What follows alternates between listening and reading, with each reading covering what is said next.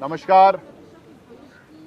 आप तमाम लोगों को जैसा पता है, गुजरात में जो लट्ठा कांड हुआ है, जो जहरीली शराब इलीगली जो बेची गई है, जिसको लेके ट्रेजेडी आफ्टर ट्रेजेडी लगातार जो गुजरात में हम लोगों को देखने को मिल रहा है, इस चीज़ को लेके राज्यसभा में, लोकसभा में हम लोग इस मुद्दे को उठाना चाह रहे थे, इसके ऊपर चर्चा करवाना चाह रहे थे। लेकिन चर्चा का मौका तो पिछले 2 हफ्ते से आप देख रहे हैं, किसी भी मुद्दे पे चर्चा करने का मौका दिया नहीं जा रहा। इसलिए हम लोगों को लगा कि गुजरात से जो हमारे वरिष्ठ नेता हैं और जो हमारे सांसद हैं राज्यसभा में, श्री शक्ति सिंह गोहिल जी, जो एक लंबे अरसे से वहाँ गुजरात में राजनीति करते आए हैं, कई चुनाव लड़े हैं, वहाँ की राजनीति करके अब राज्यसभा के सांसद हैं। नारायण भाई राठवा साहब हैं, यूनियन मिनिस्टर रह चुके हैं, MOS रह चुके हैं हमारी सरकार में। यहाँ पर अमी बहन याजनिकनी है, जो हमारी AICC की स्पोक्स पर्सन भी हैं और राज्यसभा में सांसद हैं, और तीनों सांसद गुजरात से हैं। तो वो 2-2 मिनट अपनी अपनी बात रखेंगे, उसके बाद आपके कुछ सवाल है तो हम सवाल लेंगे। अभी शुरू करेंगे श्री शक्ति सिंह गोहिल जी। नमस्कार साथियों, आप सभी का स्वागत है। मुझे बड़े दुख के साथ कहना पड़ रहा है कि महात्मा गांधी जी की जन्मभूमि गुजरात, जहाँ पे प्रोहिबिशन माने शराब बंदी है, जहाँ शराब बिक नहीं सकती, जहाँ पे कोई ऐसा केमिकल जिससे जहरीली शराब बन सकती है, नशे वाली चीज बन सकती है, उन केमिकल के लिए भी बड़े कड़े कानून है। मुझे दुख के साथ कहना पड़ रहा है कि भाजपा वहाँ पे हफ्ता खाती है, पैसे लेती है, और ये हफ्ते कांड की वजह से गुजरात में, जिनको लट्ठा कांड बोलते हैं, जहरीली शराब से 75 से ज्यादा लोग बोटाद डिस्ट्रिक्ट के रोजीद गांव में जहरीली शराब पीने से 75 लोगों की मृत्यु हो गई। कई लोग बचे, लेकिन उनकी दृष्टि, आंखें चली गई है। काफी लोग ऐसे हैं जिसकी जान तो बची, लेकिन किडनी चली गई है। और ये सारा राजनीतिक आरोप है, ऐसा हम नहीं कहेंगे, क्योंकि वहां के सरपंच ने भाजपा के गृह मंत्री को मार्च महीने में एक कागज लिख के भेजा था। पुलिस स्टेशन में जाके खुद इसको इन्वर्ट करवाया था। DSP को भी भेजा कि साहब, यहाँ पे इल्लीगल अल्कोहल बेची जाती है, हमारी माँ बहनें सलामत नहीं हैं, आप इसको रोकिए, वरना कोई बहुत बड़ा कांड हो जाएगा। वो लिख के दिया होम मिनिस्टर को भी, पर क्योंकि पैसे खाते थे, कुछ नहीं किया। कुछ वक्त बाद फिर से वही सरपंच रिटर्न में कंप्लेन करता है और अधिकारियों को भी भेजता है, पर क्योंकि पैसे का हफ्ता भाजपा के पास आता था, कोई एक्शन नहीं लिया गया। और इसी वजह से वहां के गरीब लोगों की 75 से ज्यादा जो दिन में मजदूरी करते हैं, रोजगार तो है नहीं मोदी के राज में, कड़ी मजदूरी के बाद शाम को 10 रुपया और 20 रुपया की शराब पीकर सोने वाले 75 लोगों की मृत्यु हुई है। उस परिवार का कोई दोष नहीं था, वो किसी गलत रास्ते पे नहीं था, उसका कमाने वाला बच जाता अगर सरकार सही वक्त जग जाती। और इन लोगों को मुआवजा तुरंत उन परिवार को देना चाहिए। मुआवजा किसी की जिंदगी में गंवाने वाले के लिए कोई पैसे की रकम, उसकी कंपैरिजन नहीं हो सकती है, पर वो परिवार निराधार हुआ है, उसे मुआवजा अभी तक नहीं मिला। बीजेपी के बड़े लोग मिले हुए हैं। Methyl alcohol prohibited 600 litre Ahmedabad से गया। जांच अगर ED CBI करे तो वहां करे तो भाजपा के लोगों के कनेक्शन मिल जाएंगे। कुछ वर्नाक्युलर मीडिया ने बीजेपी के एक बड़े नेता के साथ वो केमिकल बेचने वाली फैक्ट्री के कनेक्शन भी दिखाए हैं। गुजरात के युवाओं के भविष्य के साथ ये खिलवाड़ है। गुजरात में सितंबर 21 में 3000 किलोग्राम हेरोइन, नशे वाला ड्रग्स 21,000 करोड़ का पकड़ा गया। फरवरी 22 में 750 kg ड्रग्स 2000 करोड़ की जिसकी कीमत होती है वो पकड़ा गया। अप्रैल 22 260 केजी 1500 करोड़ की जिसकी कीमत होती है वो ड्रग्स पकड़ा गया। जुलाई में 75 केजी 500 करोड़ का ड्रग्स पकड़ा गया। गुजरात के उस मुंद्रा पोर्ट से बार बार ये ड्रग्स पकड़ा गया जिसकी वैल्यू हजारों करोड़ में हो जाती है। वहां ना ईडी जाती है, ना सीबीआई जाती है, ना मोदी जी की कोई एजेंसी जाती है। तो ये गुजरात के भविष्य के साथ खिलवाड़ है। हमने 0 आवर्स दिए, नहीं चलने दिया। हमने 267 के तहत इतना गंभीर इश्यू, हमने कहा काम रोको, चर्चा दो, उस पर चर्चा नहीं देते हैं तो हम क्या कर सकते हैं। जब इतने बड़े सीरियस इश्यू पे चर्चा नहीं देते हैं तो हमें, जो भाजपा के नेता पहले कहते थे कि सरकार की मनमानी से हाउस नहीं चलता है, हाउस चलाने की जिम्मेवारी पार्टी इन पावर की है, ऑपोजिशन के पास शस्त्र है ग्रह को रोकने का और बार बार इसका जनता के इश्यू के लिए यूज होना चाहिए। वो भाजपा के अरुण जेटली जी, सुषमा स्वराज जी कहते थे, उसी का हम यूज करते हैं। हाउस में चर्चा मांगते हैं, चर्चा नहीं देते हैं।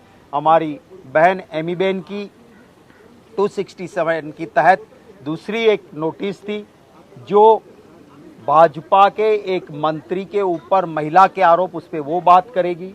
तीसरी हमारी नोटिस हमारे साथी नारायण भाई राठवा की थी।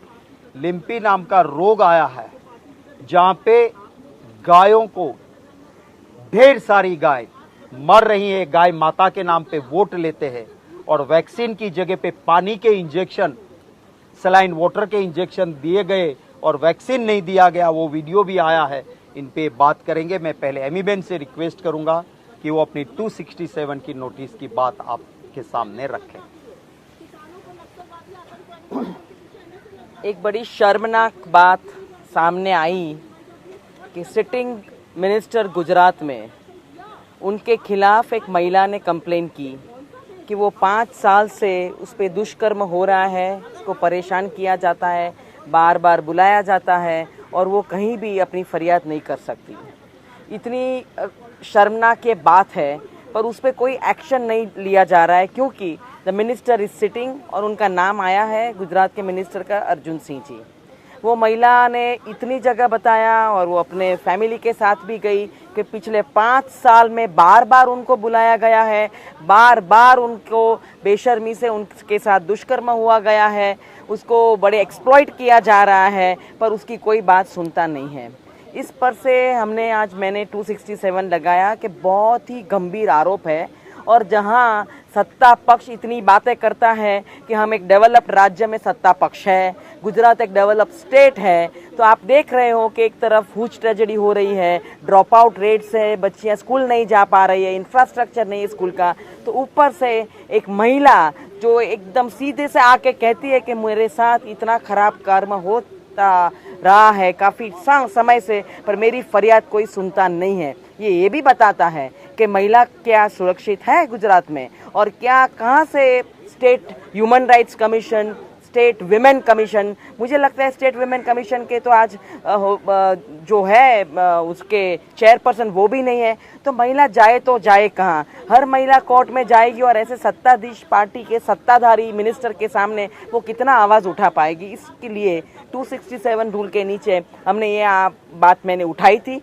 कि बहुत ही सीरियस इश्यू है, हमें ये इश्यू लेना चाहिए और इस पर चर्चा होनी चाहिए कि एक राज्य जो ऐसा कहता है कि महिला एम्पावरमेंट है, महिला सशक्तिकरण है, महिला के साथ न्याय हो रहा है, हम इतने केसेस करते हैं ह्यूमन राइट्स कमीशन में, विमेन कमीशन में, पर एक महिला की बात एक मिनिस्टर के सामने लगाए हुए आरोप की हो नहीं रही है।